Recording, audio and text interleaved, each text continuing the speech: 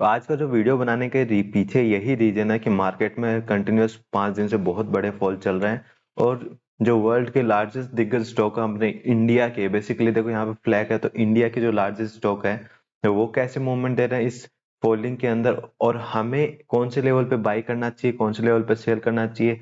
मैं अपनी personal recommendation नहीं दे रहा हूँ, हो सकता है किसी भी स्टॉक में मेरा भी होल्डिंग हो। तो ये पहला मेरा डिस्क्लेमर होगा।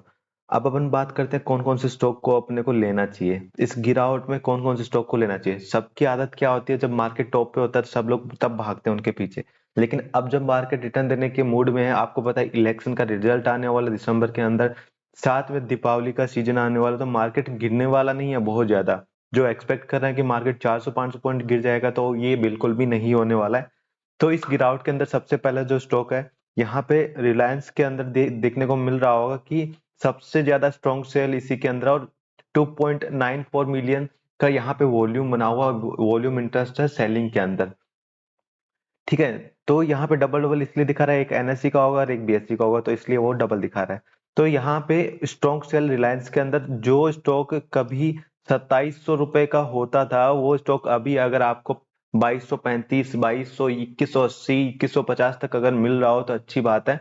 लॉन्ग टर्म के लिए 2000, 2500, 3000, 3500 तक ये लंबे टारगेट दे सकता है। हालांकि मैं नेक्स्ट दिसंबर तक इसके अंदर भी 10 से 15% की जो भी प्रॉफिट है वो एक्सपेक्ट कर रहा हूँ कि यहाँ तक ये स्टॉक मूवमेंट देना चाहिए। अगला बात करता है टीसीएस का। टीसीएस ने बहुत शानदार मूवमेंट दिया था रिजल्ट के बाद में। इस स्टॉक ने 3600 तक के लेवल को टच किया है, यहाँ पे 3348 के लेवल पे मिल रहा है। हालांकि इसके ऊपर थोड़ा प्रेशर ज्यादा रहेगा क्योंकि यूएस बॉन्ड डील बहुत 5% को अपने हाईएस्ट लेवल पे चल रही है, 10 ईयर्स बॉन्ड डील अपने हाईएस्ट लेवल पे चल रही है, तो ये आउट ऑफ कंट्री से जो सेंटीमेंट आ रहे हैं तो वो इस पे इम्पेक्ट कर सकते हैं। तो मैं यहाँ पे इसके अंदर बहुत ज्यादा बाइंग और सेलिंग की कुछ ज्यादा दूंगा नहीं, क्योंकि ये बहुत ज्यादा वोलेटाइल स्टॉक है और साथ में इसमें क्या आउट ऑफ कंट्री के इम्पेक्ट ज्यादा है। तो यहाँ पे आप छोटी क्वांटिटी में बाय कर सकते हैं, यहाँ पे सेलिंग भी छोटी क्वांटिटी में ही हो रहा है, बहुत ज्यादा बड़ी क्वांटिटी में नहीं हो रहा है। बात करते हैं एचडीएफसी बैंक की। जब से एचडीएफसी के अंदर मर्जर हुआ है एचडीएफसी लिमिटेड का, उसके बाद में ये स्टॉक कंटिन्यूस सेल गया। पहले ये स्टॉक 1700 के लेवल पे था और बहुत अच्छा चल रहा था उस लेवल के आसपास। यहाँ पे देखो इसके अंदर वॉल्यूम भी बड़े गजब की वॉल्यूम के साथ में सेलिंग हो रहा है, वॉल्यूम भी बहुत अच्छा खासा आ रहा है सेलिंग के अंदर। लेकिन आपको कंटिन्यूस ध्यान में रखना है, जब भी मार्केट गिरता है तो आपके लिए अपॉर्चुनिटी है कि एक अच्छे स्टॉक में आपको पैसा इन्वेस्ट करने का मौका मिल रहा है। जब भी अगर आप इन्वेस्टर हो और आपके पास पैसा अच्छा खासा है, तो आप बाई इन डिप का ऑप्शन है, बाई इन डिप में आप इन्वेस्ट कर सकते हो। ऐसा नहीं है कि मार्केट खुला और आप वहीं पे बहुत सारे क्वांटिटी के साथ में आपने बाइंग सेलिंग चालू कर दी, तो वैसा कभी नहीं करना है। तो यहाँ पे आपको धीरे धीरे इन्वेस्टमेंट कर सकते हो, टाइम के साथ में आपको प्रॉफिट भी बड़ा देखने को मिल सकता है। ऐसा नहीं है कि आप एक साथ में पैसा डाल दिए उसके बाद गिरना चालू हो गया। मैंने रिकमेंड नहीं कर रहा हूँ, सजेशन दे रहा हूँ। 1465 का लेवल है, यहाँ से मैक्सिमम 40-50 और 40-30 तक जा सकता है और 1400 लास्ट है। तो वहां तक अगर आप बाइंग डिप में जाते हैं, आप कंटिन्यूस मार्केट गिरता है, आप कंटिन्यूस अपनी एवरेज पोजीशन को एवरेज करते जाते हैं नीचे की साइड में। उसके बाद में जब भी मार्केट में बड़ा फॉल तो चल रहा है, मार्केट में बड़ा प्रॉफिट देगा, मार्केट ऊपर की तरफ जाएगा तो बहुत अच्छा खासा हमें प्रॉफिट देखने को मिल सकता है। जिसके अंदर भी आप अगर सारे ब्रोकरेज के टारगेट चेक करोगे तो किसी भी ब्रोकरेज के टारगेट 2000 के नीचे नहीं है। तो लॉन्ग टर्म में ये स्टॉक भी बहुत अच्छा खासा रिटर्न दे सकता है। अब बात करते हैं आईसीआईसीआई बैंक की। ठीक है, तो आईसीआईसीआई बैंक भी यहाँ पे बहुत अच्छा खासा मूवमेंट, तो सेलिंग इसमें देखो स्ट्रॉन्ग सेलिंग है। ठीक है, तो मूवमेंट तो इसमें भी हम एक्सपेक्ट करते हैं कि आना चाहिए, बट मार्केट की सेंटिमेंट के हिसाब से देखा जाएगा कि मार्केट अब इसके बाद में इसके ऊपर क्या रिएक्शन देता है। ठीक है, तो यहाँ पे लेकिन आप लॉन्ग टर्म के लिए नहीं तो शॉर्ट टर्म के लिए आप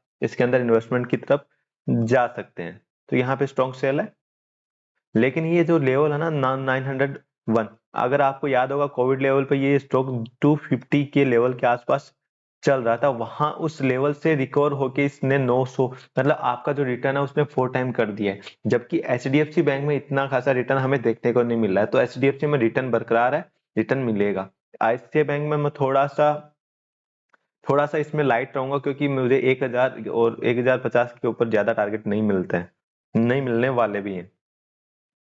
अगर मैं बात करता हूँ यहाँ पे आईसीआईसीआई बैंक की हमारी बात हो चुकी है, अब हम चलते हैं नेक्स्ट स्टॉक की तरफ। मैं सारे ऐसा नहीं है मैं सारे ब्लू चिप फंड की बात कर रहा हूँ। अगर सेबी क्लेम भी करता तो वहां पे चीज पे क्लेम नहीं कर पाएगा, क्योंकि मैं लिक्विडिटी स्टॉक की बात कर रहा हूँ। जिस स्टॉक में लिक्विडिटी नहीं है, मैं ना पेनी स्टॉक की बात कर रहा हूँ यहाँ पे, ओनली लिक्विडिटी स्टॉक की बात कर रहा हूँ। देखो यहाँ पे इन्फोसिस है, ठीक है। इन्फोसिस का चार्ट देखेंगे तो वहां पे लग रहा है कि एक बार 1300 का लेवल ये टच कर सकता है। तो आपका जो बाइंग है वो 1300 से 1370 के बीच में आपका बाइंग डिप का ऑप्शन आप देख सकते हो। लॉन्ग टर्म के लिए ये भी हिट से आपको एक बार 1700 1800 तक के टारगेट दिखा सकता है। लेकिन मैं ये इसमें कोई बिल्कुल भी दाव नहीं लगाऊंगा, क्योंकि ये इसका भी बिजनेस है, वो एमएनसी बिजनेस है और आउट ऑफ इंडिया के अंदर है। ठीक, आउट ऑफ इंडिया में है, तो मतलब इंडिया में बिजनेस है इसका, आउट ऑफ इंडिया में भी है। तो यहाँ पे एक सेंटिमेंट आ जाता है जो ग्लोबल टेंशन का है, वो इसके ऊपर आ जाता है। तो मैं इसके अंदर बहुत बड़े दाव नहीं लगाऊंगा। इसके अंदर मे भी 1500 तक आपको शॉर्ट टर्म में मिल सकता है। दीपावली के बाद में रिजल्ट, जो पीएम का चुनाव का रिजल्ट आएगा, तब तक आपको 1500 1550 तक टारगेट मिल सकते हैं। अगर बात करूं मैं हिंदुस्तान यूनिलीवर की, ये एक अंडर एस्टिमेट वाला स्टॉक है, ठीक है। ये स्टॉक लास्ट अगर 2 साल का रिजल्ट निकालोगे तो इसमें बहुत ज्यादा आपको मूवमेंट नहीं देखने को मिला है। 2100 से लेके 2500 के बीच में चला है। अगर एक बार ये 2500 का लेवल पार कर दे तो मे भी हो सकता है 3000 तक के टारगेट मिल सकते हैं।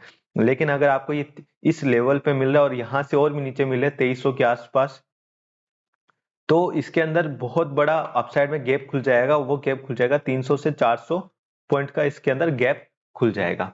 जब 300 से 400 पॉइंट का गैप खुलेगा तो आपको ऑब्वियसली पता है, अगर आप थोड़ा 5%, आपको 7 से 10% तक का रिटर्न इजीली मिल जाएगा दीपावली और नेक्स्ट पीएम इलेक्शन चुनाव तक।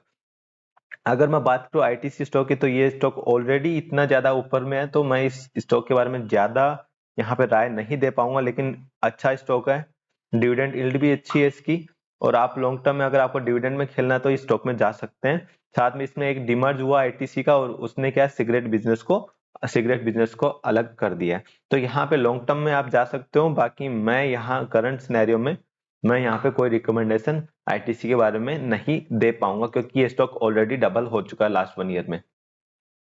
अब हम बात करते हैं भारती एयरटेल की। तो भारती एयरटेल भी एक ऐसा स्टॉक है जिसने अच्छे खासे रिटर्न ऑलरेडी दे चुका है, अच्छे खासे रिटर्न ऑलरेडी यहाँ पे एंजॉय कर चुका है।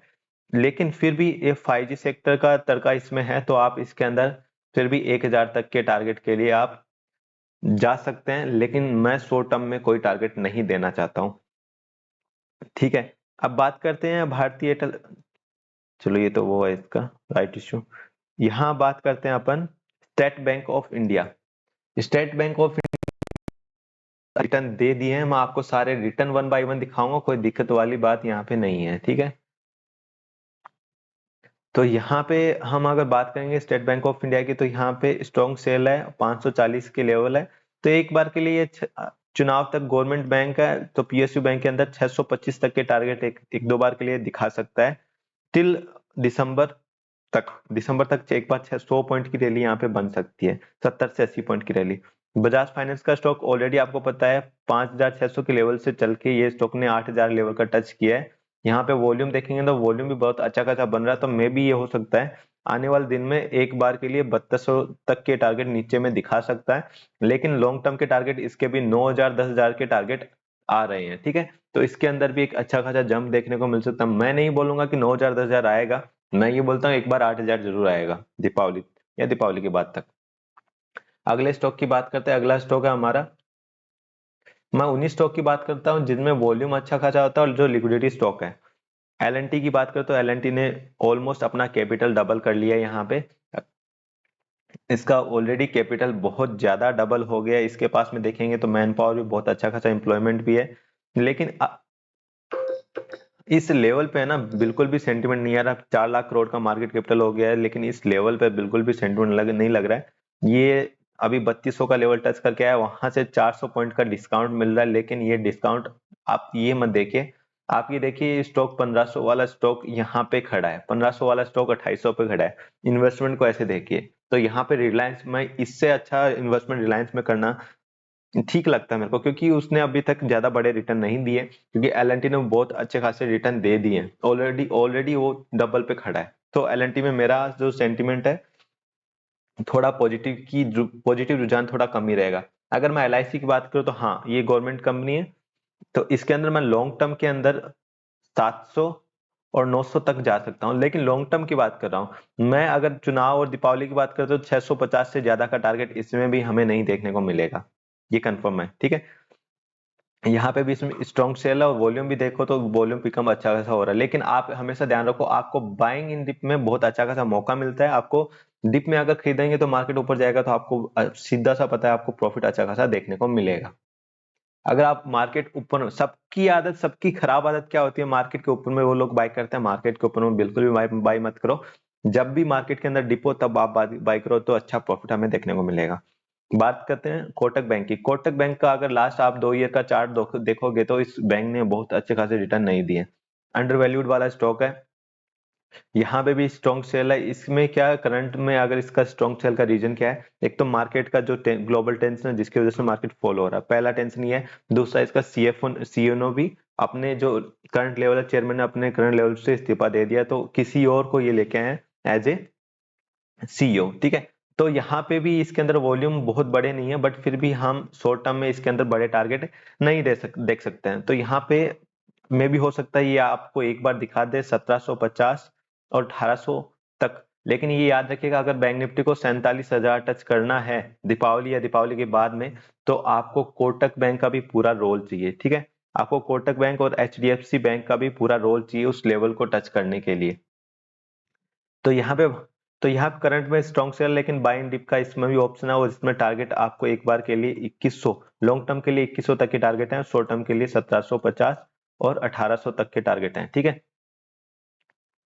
अब बात करते हैं हम एचसीएल टेक की। एचसीएल टेक ऐसा स्टॉक है जिसने अंडर परफॉर्म किया। आज भी देखेंगे तो मार्केट की कितनी बड़ी गिरावट के बाद में भी ये स्टॉक ऑलरेडी प्रॉफिट में खड़ा है। ठीक है, तो यहाँ पे अगर सिग्नल देखेंगे तो सिग्नल यहाँ पे न्यूट्रल ही दिखा रहा है, लेकिन फिर भी वॉल्यूम पिकअप भी बहुत अच्छा खासा है, लेकिन फिर भी इंट्राडे में वॉल्यूम कम है। फिर भी हम लोग इसमें शॉर्ट टर्म में बिल्कुल भी मेरा बुलिशनेस नहीं है ना एक टाइम के लिए। अगर ये मुझे 1170 के आसपास मिलेगा, 1170 के आसपास मिलेगा तो मैं फिर भी एक बार के लिए इसको मैं बाई कर सकता हूँ। ठीक है, मैं बाई कर सकता हूँ, वो टारगेट ज्यादा नहीं रहेगा। 1250 और 1300 तक के टारगेट शॉर्ट टर्म में मिलेंगे, क्योंकि अगर इसको बाई करने के लिए जाऊंगा इससे अच्छा मैं इन्फोसिस को बाई कर लूंगा, क्योंकि उसमें लॉन्ग टर्म में मुझे 1700, 1800, 1900 तक के टारगेट मिलेंगे। तो मैं अब नेक्स्ट स्टॉक की तरफ जाता हूँ, वो है मारुति।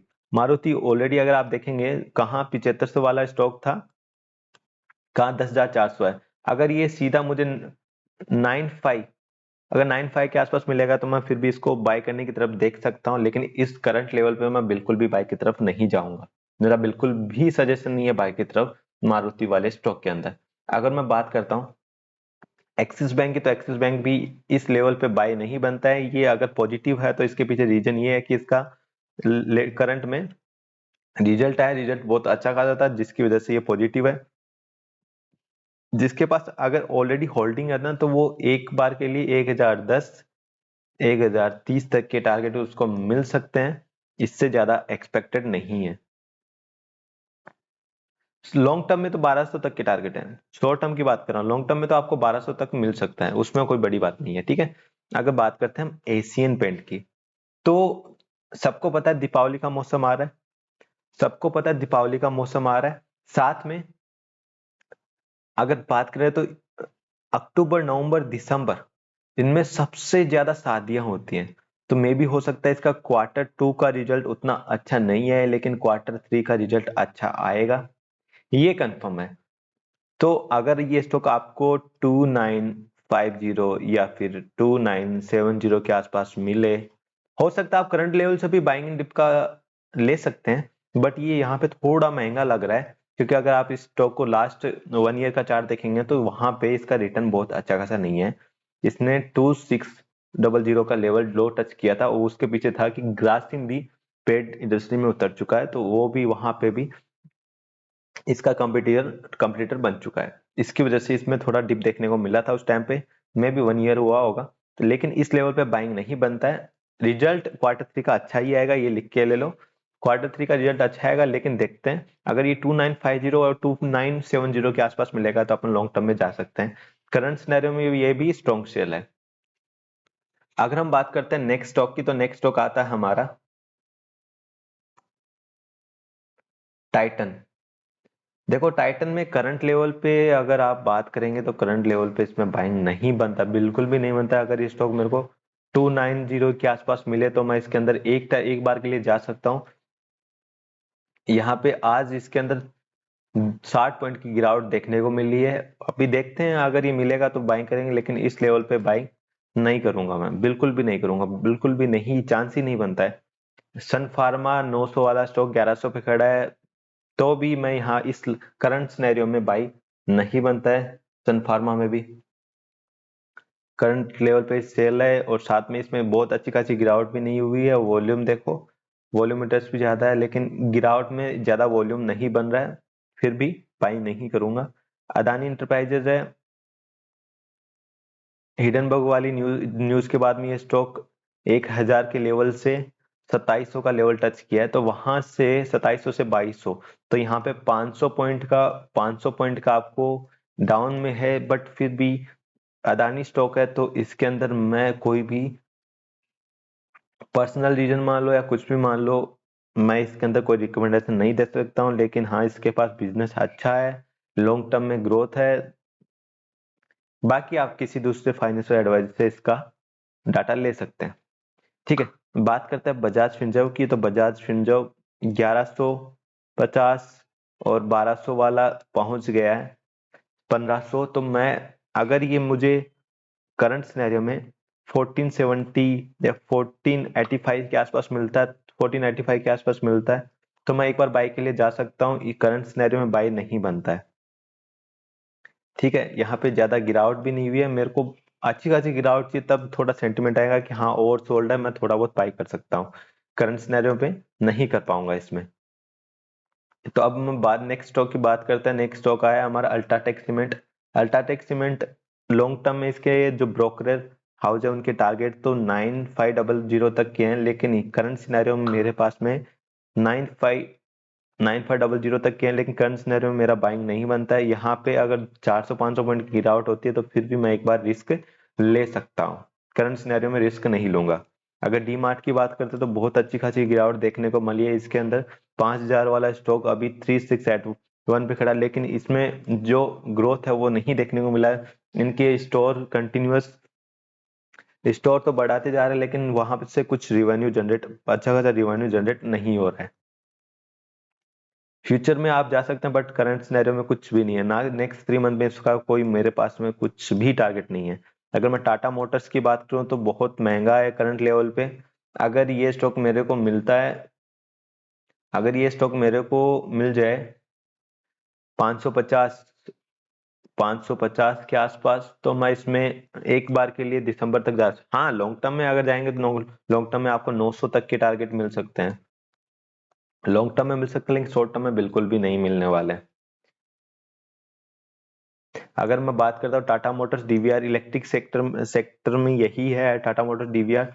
ये अगर देखेंगे तो लास्ट इसका 2 महीने का चार्ट देखेंगे तो आपको देखने को मिलेगा एक 250 वाला स्टॉक 400 पे खड़ा, ऑलरेडी डबल पे है, तो यहाँ पे करंट लेवल पे बाइंग नहीं बनता है मेरा बिल्कुल भी।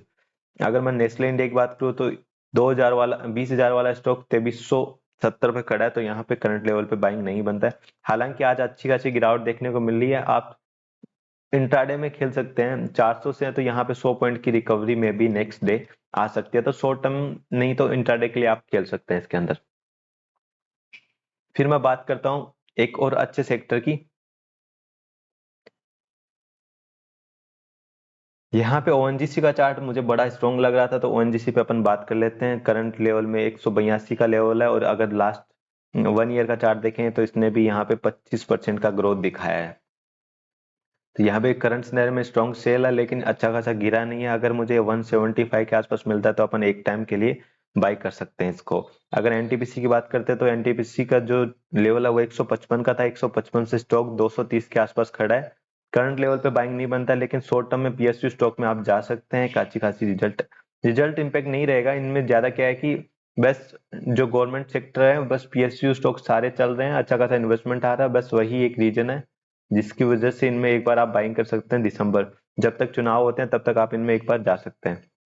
विप्रो की बात करता हूँ, ओवर सोल्ड स्टॉक है, कब ये रिटर्न हो जाए, कब ये 500 700 तक के टारगेट दे दे, कुछ पता नहीं है। शॉर्ट टर्म के लिए ज्यादा मुझे अभी शॉर्ट टर्म में नहीं दिखता, क्योंकि ग्लोबल टेंशन है, इसका जो कैप मार्केट है वो इंडिया से बाहर ज्यादा है, तो इसलिए ये कंटिन्यूस डाउन में आ रहा है। मैं शॉर्ट टर्म में इसके अंदर ज्यादा नहीं है, तो 400 तक मैक्सिमम टारगेट देखने को मिल सकता है। हाँ, इसके बाद 360 के आसपास सपोर्ट है, अगर बाइंग डिप का ऑप्शन हो तो आप बाइंग डिप में कर सकते हैं।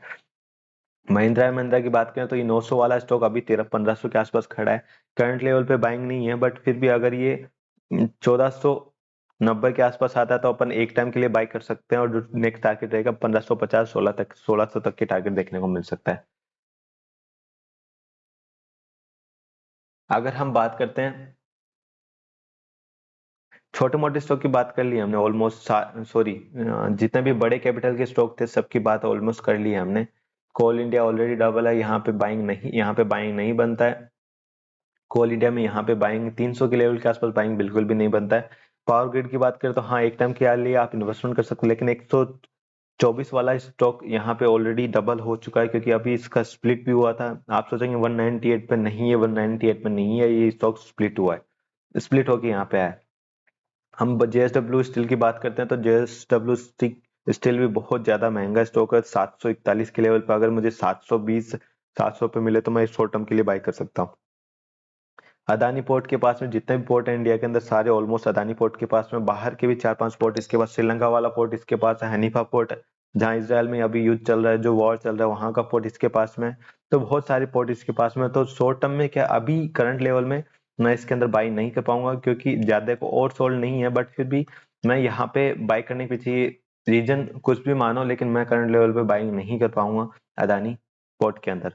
अगर एल माइंट्री ये वाला स्टॉक है, जब ये मर्ज हुआ था ना, एल और माइंट्री दोनों मर्ज हुआ, उसके बाद में ये स्टॉक 3500 के लेवल से 5000 तक की रैली दिखाई है, और 5000 लेवल पे ये मुझे महंगा दिखता है। महंगा स्टॉक मैं इस लेवल पे बाई नहीं कर पाऊंगा।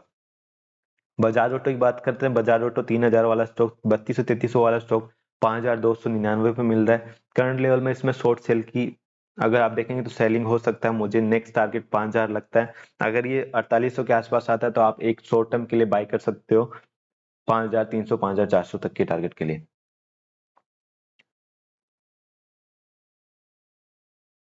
टाटा स्टील 120 के लेवल के आसपास, ज्यादा महंगा तो नहीं है, बट 120 लेवल के आसपास आप बाई कर सकते हैं इसके अंदर। हाँ, यस, 120 लेवल के आसपास आप बाई कर सकते हो, बट इसमें ज्यादा हमें ज्यादा फोकस नहीं करना है, क्योंकि मार्केट अभी रिटर्न देने के मूड में बिल्कुल भी नहीं है। और एसबीआई लाइफ, बाकी स्टॉक आप देख लीजिए, बस मैंने बड़े बड़े स्टॉक बता दिए हैं जिनके अंदर आप शॉर्ट टर्म में जा सकते हो, सारे ब्लू चिप स्टॉक थे। अदानी ग्रीन, इसको बिल्कुल भी बाई करने का रिकमेंडेशन नहीं है, अदानी ग्रीन को भी नहीं है। एसबीआई लाइफ को आप लॉन्ग टर्म में जा सकते हो, एचडीएफसी लाइफ के लिए जा सकते हो, डीएलएफ के लिए भी नहीं है, क्योंकि शॉर्ट टर्म में ये कैपिटल ये ऑलरेडी डबल हो चुका है। जियो फाइनेंस भी ज्यादा बाई सेल नहीं है, लेकिन अगर आपको 205 और 190 के बीच में मिले तो आपको लॉन्ग टर्म के लिए जाना चाहिए। लॉन्ग टर्म में इसमें बड़े अच्छे खासे टारगेट मुझे देखने को मिल सकते हैं। हिंदुस्तान जिंक भी अच्छा स्टॉक है, लेकिन इसके अंदर बाई नहीं है, बिल्कुल भी बाई नहीं है, क्योंकि इसको पूरा लूट लिया है, पूरा डिविडेंड ले लेके कंपनी को कंगाल कर दिया है वेदांता ग्रुप के मालिक ने, अनिल साहब ने। तो इसके अंदर बिल्कुल भी बाई नहीं है मेरा। ग्रासिम भी करंट लेवल पे बाइंग नहीं है, अगर ये 1800 के आसपास मिलता है तो आप शॉर्ट टर्म के लिए 2000 तक के टारगेट के लिए जा सकते हैं। इंडियन ऑयल कॉर्पोरेशन 85 के आसपास है, अगर ये मेरे को 82 80 के आसपास मिलेगा तो मैं इसमें 90 95 के लिए जा सकता हूँ। हिंदुस्तान एरोनॉटिक्स 1785 के लेवल के आसपास है, तो इसमें शॉर्ट टर्म में मुझे 1900 तक के टारगेट देखने को मिल सकते हैं। करंट लेवल पे बिल्कुल भी बाई नहीं है, यहाँ से अगर 30-40 पॉइंट की गिरावट होती है तो आपको बाई करना चाहिए, अदरवाइज नहीं करना चाहिए। अदानी पावर की बात कर लेता हूँ, अदानी पावर करंट लेवल पे 298 लेवल बहुत मतलब महंगा स्टॉक नहीं है ये।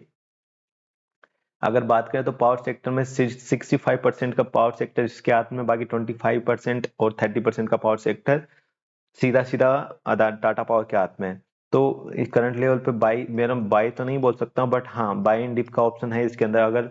लेकिन ये जब दिक्कत क्या है, ये जब गिरता है तो ये सीधा 5% के आसपास गिरता है, तो गिरावट ज्यादा होती है, इसलिए बहुत ज्यादा लिक्विडिटी स्टॉक है, और साथ में वो लोग बहुत ज्यादा वोलेटाइल भी है। तो वोलेटाइल स्टॉक में जितना दूर रहेंगे उतना अच्छा है। बट अगर ये 270 के आसपास जाता है तो वहां से 240 तक जाएगा, 240 भी कटा तो 205 आएगा। तो इसमें क्या है कि ये रुकता नहीं है, जब ये गिरना चालू होता है ना ये कंटिन्यूस गिरता है। फिर भी अगर 205 तक आए तो आपको अच्छी खासी क्वांटिटी में उस टाइम पे जा सकता है, लेकिन करंट लेवल पे आप बाइंग का मेरा बिल्कुल भी रुझान नहीं है। हाँ, छोटी छोटी क्वांटिटी में अगर आपको बाई करना तो आप कर सकते हैं लॉन्ग टर्म के लिए, शॉर्ट टर्म में बिल्कुल भी नहीं। सीमेंस की बात करें तो एक 2500-2200 वाला स्टॉक 3300 के लेवल पे, शॉर्ट टर्म के अंदर आप इसके अंदर 3500 तो 3500 तक की टारगेट के लिए आप जा सकते हैं। अगर आपको बाई करना तो बेस्ट लेवल बाई का 3290 और 3320 इस लेवल में मिले तो आप बाई कर सकते हैं, अदरवाइज मैं थोड़ा दूर ही रहूंगा। वरुण बेवरेज में अगर इसके रिजल्ट बहुत अच्छे खासे नहीं आए हैं तो मैं इसके अंदर बिल्कुल भी बाई रिकमेंडेशन नहीं है, सजेशन बिल्कुल भी नहीं है, बिल्कुल भी नहीं है। पीडीलाइट के अंदर 2300 के लेवल पे मुझे अच्छा खासा वैल्यूएशन में लगता है, यहाँ फिट वैल्यूएशन में भी फिट बैठ रहा है और साथ में इसका जो रिजल्ट है वो भी शानदार रिजल्ट आया था। उसके बाद ऑर्डर बुक रेशियो है वो भी 2023-24 में अच्छा खासा है। तो इसमें 2700 तक के टारगेट के लिए आप जा सकते हैं, मे भी एक 6 महीना लग सकता है, 2700 तक के टारगेट मिल जाएंगे आपको। टेक महिंद्रा की बात करें तो टेक महिंद्रा इस लेवल पे मुझे महंगा दिख रहा है, फिर भी मेरे को अगर ये 1055 के आसपास मिलेगा तो मैं शॉर्ट टर्म के लिए जा सकता हूँ, अदरवाइज फुल्ली अवॉइड स्टॉक है मेरी तरफ से, क्योंकि जो ग्लोबल टेंशन है वो सारे आईटी स्टॉक पे, सबसे ज्यादा जो इम्पेक्ट है आईटी स्टॉक के ऊपर ही है। अगर मैं इंडस बैंक की बात करूँ तो 1405 के लेवल पर मुझे मुझे महंगा देखने को मिलता है। ये स्टॉक अगर मुझे 1200 के लेवल के आसपास मिलता है तो मैं इसको जरूर बाय करता, लेकिन करंट लेवल पर मैं बाई नहीं कर पाऊंगा इसको। अगर ब्रिटानिया की बात करें तो ये भी मुझे करंट लेवल पे महंगा दिख रहा है, लेकिन लॉन्ग टर्म के लिए 5000 तक के टारगेट आ सकते हैं। हिंडाल को करंट लेवल पे महंगा, लेकिन लॉन्ग टर्म के लिए टारगेट आ सकते हैं। अगर मैं बात करूं बैंक ऑफ बड़ौदा की, ये स्टॉक ने लास्ट 3 ईयर का चार्ट देखेंगे तो इस स्टॉक ने पूरा कैपिटल डबल किया है, पूरा कैपिटल डबल किया है। इसने अपने कैपिटल को पूरा डबल कर लिया है। कहाँ 70-80 रुपए वाला स्टॉक अभी करंट में चल रहा 191 और इसने 210 तक के टारगेट दिखाए हैं। तो फाइनेंस सेक्टर में बहुत बड़ा रोल रहा है इसका, और कैपिटल भी अच्छा खासा है इसके पास में। अब सिनेरियो क्या है कि ये जो स्टॉक अब बहुत ज्यादा चल चुका है, लेकिन अब इसका ट्रेंडिंग चार्ट देखेंगे ना आप जाके तो वहां से गिरावट देखने को मिल रहा है, और ये इसने 20 EMA 30 EMA सब ब्रेक कर दिए। तो अब यहाँ से 50 EMA का सपोर्ट है 187 पे, अगर वो होल्ड नहीं कर पाया तो 166 तक नीचे में गिरेगा, 100% गिरेगा, उसमें कोई नहीं बचा सकता। लेकिन ये क्या गवर्नमेंट स्टॉक भी है और सामने पीएम के इलेक्शन के चुनाव उसका रिजल्ट भी आना, तो वहां पे मे भी हो सकता है थोड़ी बहुत बाइंग है। अगर 187 के आसपास मिलता है तो आप एक बार के लिए 195 205 तक जा सकते हैं। गोदरेज कंज्यूमर, इसमें स्ट्रॉन्ग सेल है। देखो थोड़ा महंगा है तो मैं इसमें थोड़ा रिकमेंडेशन नहीं दे पाऊंगा। चोलामंडलम तो कहाँ 600 वाला स्टॉक अभी खड़ा है 1100 पे, तो यहाँ करंट लेवल पे मेरा बिल्कुल भी बाइंग नहीं है। भारत इलेक्ट्रॉनिक्स, ये जो स्टॉक है ना, इन स्टॉक ये पूरे वोलेटाइल होते हैं, पूरे वोलेटाइल होते हैं। उनको जो कंट्रोल करता है एफआईडीआई कंट्रोल करता है। जब भी किसी स्टॉक के अंदर एफआईडीआई इन्वेस्टमेंट बढ़ा रहा है तो वहां रिटर्न तो आएगा, लेकिन वो एफआईडीआई क्या करता है, जैसे उसको पता है कि जो कंटिन्यूस स्टॉक चल रहा है उसमें बाइंग ऐप ना एफआई कर रहा है ना डीआई कर रहा है, तो वहां पे वो लोग ट्रैप करवाते हैं, उसको जबरदस्ती सेल करवाते हैं। तो इतना अच्छा खासा गिरा देते हैं 7-8%। तो वहां पे क्या है, जब 7-8% गिरता है ना तो एक नॉर्मल जो इन्वेस्टर होता है उसके दिमाग में क्या होता है, कुछ ना कुछ खराब नहीं हो जाए, निकलो स्टॉक से। जब वो निकलता है वहां उनकी होल्डिंग चालू हो जाता है, वहां उनका इन्वेस्टमेंट चालू हो जाता है। वहां से वो स्टॉक आप देखेंगे 5 से 7%, 25% तक के रिजल्ट दे देता है। वही चोलामंडलम फाइनेंस भी इसके साथ में भी हुआ था। ये पहले बहुत अच्छी खासी गिरावट हुई थी, 900 के लेवल से 700 लेवल तक आया था, सारे इन्वेस्टर निकल गए, वहां से 1300 तक के टारगेट दिखा दिए। बीएल की बात करते हैं, बीएल करंट लेवल पे बाइंग नहीं है। अगर मुझे 125 के आसपास मिलेगा तो मैं बाइंग कर सकता हूँ, लेकिन इस लेवल पे मैं बाइंग नहीं कर पाऊंगा। अगर मैं बात करता हूँ सिप्ला की बिल्कुल भी बाइंग नहीं है। 1100 लेवल के आसपास मिलेगा तो शॉर्ट टर्म के लिए मैं बाई करूंगा, 1200 1250 तक के टारगेट के लिए। आईआरएफसी बहुत महंगा स्टॉक है, 25 के लेवल वाला स्टॉक अभी करंट में चल रहा है 66, मतलब इसमें अगर इन्वेस्टमेंट करना है इस लेवल पे तो वो बेवकूफी होगी। अगर मैं बात करता हूँ आइसर मोटर की, तो आइसर मोटर में एक बार रुक जाओ, ये 3300 लेवल तक आ जाएगा, 3300 3290 या 3250 तक आ जाएगा। जब उस लेवल के आसपास आएगा तब आप इसके अंदर इन्वेस्टमेंट कर सकते हो लॉन्ग टर्म के लिए, नॉट शॉर्ट टर्म। ठीक है, अगर मैं बात करूँ जोमेटो की, जोमेटो में बिल्कुल भी इन्वेस्टमेंट नहीं है, लेकिन हर घर में जोमेटो जाता है। डिलीवरी भी चार्जेस उन लोगों ने बढ़ा दिए हैं, अगर आप देखेंगे तो हर में टैक्स लग रहा है, हर हर एक ट्रांजेक्शन में टैक्स लग रहा है। अगर 1 किलोमीटर के अंदर भी अगर आपका जोमेटो पार्सल कर आप जहाँ से ऑर्डर किया वो आपसे 1 किलोमीटर के अंदर है, फिर भी जोमेटो 70-80 रुपए चार्ज कर रहा है, तो मुझे पर्सनली बुरा लगता है। लेकिन जोमेटो के लिए बहुत अच्छा खासा है, वो डिलीवरी बॉय को 20 से 25 रुपए देता है, बाकी ऑलमोस्ट उसी का प्रॉफिट होता है।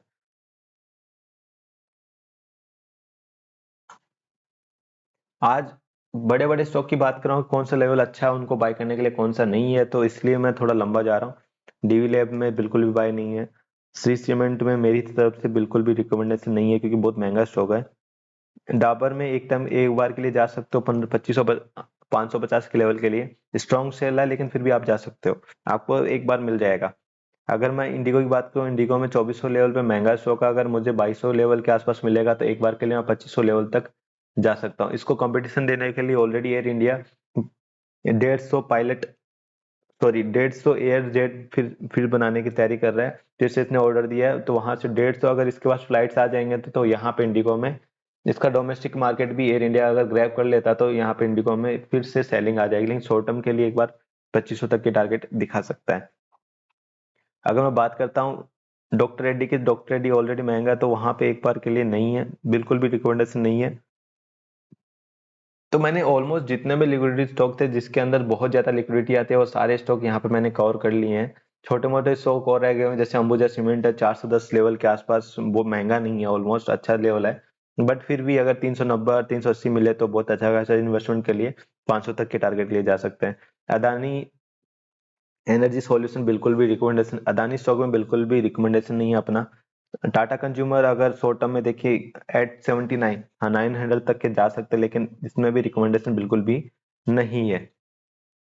अगर मैं वेदांता की बात करूँ तो वेदांता तो ऑलरेडी अभी डिमर्ज होने वाला है, डिमर्ज होके 5 स्टॉक में 5 या 6 स्टॉक है शायद, उनमें कन्वर्ट हो जाएगा। तो अभी करंट लेवल पे इन्वेस्टमेंट नहीं है। 205 200 के आसपास मिले तो आप एक बार के लिए इनमें इन्वेस्टमेंट कर सकते हो। अगर बात करते हैं अपन गेल इंडिया की, तो गेल इंडिया में शॉर्ट टर्म में अगर इन्वेस्टमेंट की बात करें तो वो 118 के आसपास नहीं है। साथ में एक जो नेगेटिव इम्पैक्ट आने वाला है, दिल्ली में जो 5 से 7% का जो गवर्नमेंट ने अनाउंसमेंट किया कि इलेक्ट्रिक व्हीकल कंपलसरी कर दिया है, जो गैस के जितने भी व्हीकल थे सारे बंद होने वाले, ऑलमोस्ट बंद होने वाला है।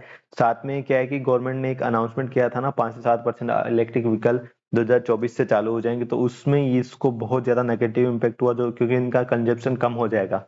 गैस वाले व्हीकल सारे ही बंद हो जाएंगे, तो इनका एलपीजी वाले स्टॉक व्हीकल बंद हो जाएंगे, तो इनका कंजप्शन कैसे होगा, कंजप्शन थोड़ा कम हो जाएगा वहां पे। अगर मैं पीएफसी की बात करूँ, गवर्नमेंट स्टॉक है, बहुत अच्छा खासा स्टॉक है, 228 लेवल पे बाइंग नहीं बनता है। अगर मुझे ये 205 से 215 के बीच में मिले तो मैं एक बार के लिए बाइंग कर सकता हूँ। 230 235 के टारगेट लिए पंजाब नेशनल बैंक थोड़ा महंगा दिख रहा है, इसको करंट लेवल पे बाइंग नहीं करेंगे। 62 के आसपास मिलेगा तो एक बार के लिए बाई कर सकते हैं। बजाज होल्डिंग ये तो ऑलरेडी बहुत महंगे है। टाटा पावर, ये जो स्टॉक है ना, इसको आप जब भी मिले ना तब उठाओ, 250 के नीचे जब भी मिले तब उठाओ। यहाँ पे अगर ये 233 है ना, ठीक है, 225 आएगा फिर भी उठाओ, 215 आएगा फिर भी उठाओ, 190 आएगा फिर भी उठाओ, और अगर ये 170 भी मिले ना तब भी उठाओ। ये स्टॉक है ना, इसके पास में बिजनेस बहुत बड़ा है टाटा पावर का। अदानी पावर टाटा पावर दोनों के पास बिजनेस बहुत बड़ा है। इन्हीं के पास पूरा सेक्टर है, इन्हीं के पास में पावर सेक्टर पूरा है इन्हीं के पास में। तो शॉर्ट टर्म के लिए तो मैं नहीं बोल सकता हूँ, बट हाँ लॉन्ग टर्म में आपको बहुत बड़े टारगेट मिलेंगे, बहुत बड़े मतलब 290 300 350 में भी हो सकता है, 500 तक की टारगेट दिखा सकता हूँ। मेरा इन्वेस्टमेंट करंट में बिल्कुल भी नहीं है, हो सकता है मेरा इन्वेस्टमेंट हो सकता है आने वाले दिनों में, करंट लेवल पे बिल्कुल भी नहीं है। अब बात करते हैं टाटा मोटर्स की।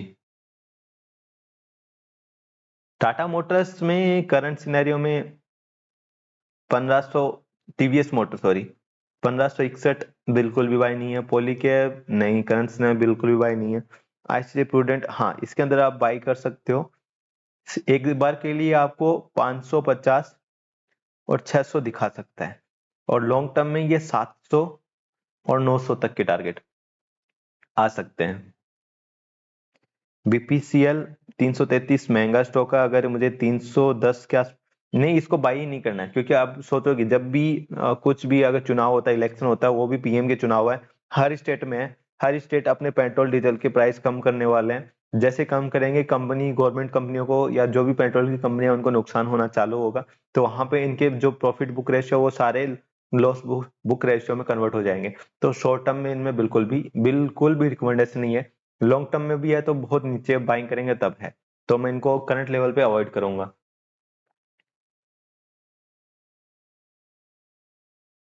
आईओबी, ओवरसीज बैंक, 37 का लेवल महंगा है।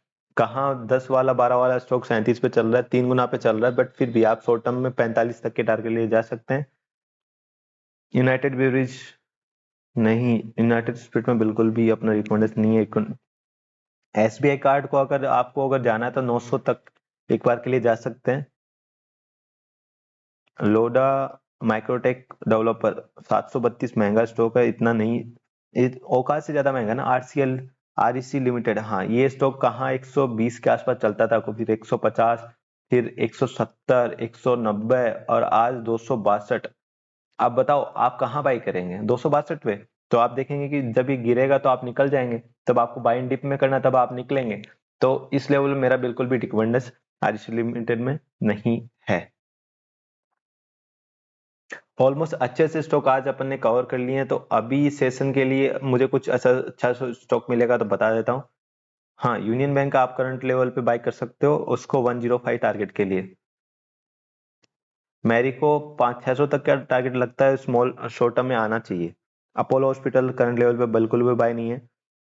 मैन किंड फार्मा, अगर इस स्टॉक को देखेंगे तो बहुत अच्छी मार्केट कैपिटल भी अच्छा है इसके पास में, लेकिन ये थोड़ा स्टॉक महंगा है। अगर अपने को 1500 और 1200 के 1500 1300 के आसपास मिले ना तो बेझिझक झिझक हम इसमें इन्वेस्टमेंट कर सकते हैं, क्योंकि इसके पास में बहुत बड़ा बिजनेस है।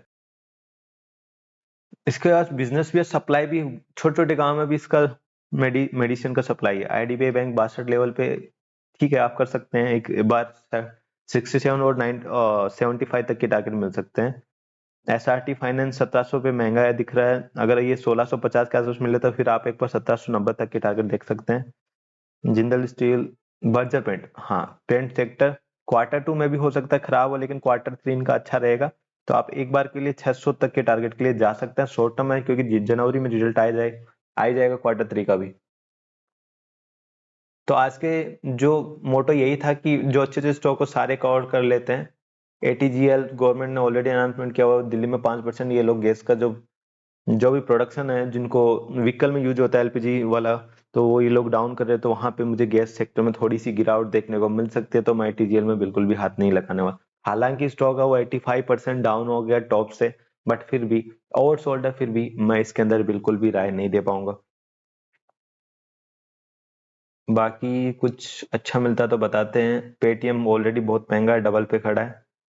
सीजी पावर में अगर इसका इन्वेस्टमेंट देखें ना तो लास्ट 5 क्वार्टर में इसने रिजल्ट तो बहुत अच्छा दिया है, बट फिर भी अपन इसमें कोई राय नहीं दे पाएंगे। मैक्स हेल्थ केयर में अगर आपको शॉर्ट टर्म में जाना है तो अब यार देखो, ये जो हेल्थ हेल्थ से, सेगमेंट के सेक्टर के स्टॉक होते हैं ना, ये तब चलते हैं जब कोई बीमारी आ जाए या फिर कुछ अलग ही चीज। अब देखो करंट में डेंगू चल रहा है, तो सारे में हेल्थ वाले स्टॉक चलने चाहिए। करंट में बहुत ज्यादा डेंगू फैल रहा है, बहुत ज्यादा डेंगू फैल रहा है, तो ये सब चलने चाहिए। वहां पे अगर ये नहीं चल रहा है तो फिर ये चलने वाले भी नहीं है, लेकिन फिर भी आप इसको शॉर्ट टर्म के लिए मैं भी एक बार 600 तक की टारगेट ये दिखा सकता है। इंडियन होटल बहुत अच्छा स्टॉक है, 170 वाला 376 पे चल रहा है, और क्या चाहिए। फिर भी लॉन्ग टर्म में आप जा सकते हो। टाटा कंपनी का स्टॉक है तो चलेगा ही यार, सीधी सी बात है, चलेगा। वोडाफोन आइडिया बिल्कुल भी रिकमेंडेशन नहीं है, इसके सारे कस्टमर तो जियो और ये एयरटेल उठा रहा है। आईआरसीटीसी, हाँ यस, ये स्टॉक मेरे को, मैं काफी देर से सोचने वाला था ये बता दूं। ये स्टॉक है ना बहुत ज्यादा अंडर वैल्यूड स्टॉक है। 900 तक इसमें टारगेट दिख रहे हैं, जगह यहाँ करंट लेवल से जगह भी हमें 300 पॉइंट की है। मतलब अगर आप इसके अंदर 10,000 भी इन्वेस्ट करते हो तो आपको 3,000 का रिटर्न मिलेगा ही मिलेगा। अब दिक्कत क्या है, इसके अंदर एक गिरावट आई थी जब रेलवे में उड़ीसा वाली कोई ट्रेन थी, उसका एक्सीडेंट हुआ था, तो वहां पे गवर्नमेंट को बहुत ज्यादा नुकसान हुआ था, बहुत ज्यादा डेथ हुआ था उस ट्रेन के अंदर। उसके बाद में स्टॉक पूरा पूरा फॉल हो गया था, स्टॉक उठा ही नहीं है। ठीक है, ये उठा ही नहीं है। लोग करंट में बिल्कुल भी इससे ज्यादा और ज्यादा सेलिंग की मुझे जगह नहीं मिल रहा है, ठीक है। 600 620 के आसपास मिले तो आप एक बार 900 के लिए जा सकते हैं, लेकिन टाइम बहुत लंबा है। 2 साल से 3 साल आपको देना पड़ेगा इस स्टॉक को, तब जाके आपको लॉन्ग टर्म में ये टारगेट मिलेंगे। बाकी सारे स्टॉक मैंने ऑलमोस्ट कवर कर लिए हैं, तो आज के वीडियो में बस इतना ही। इस वीडियो को इतना शेयर करो, सबको ये स्टॉक का, सबको ये चीजें मिलनी चाहिए। सब, मैं ये नहीं बोलूंगा आप इसको बाई करो, बट आप एक बार के लिए जाके अपने सारे चार्ट चेक करो।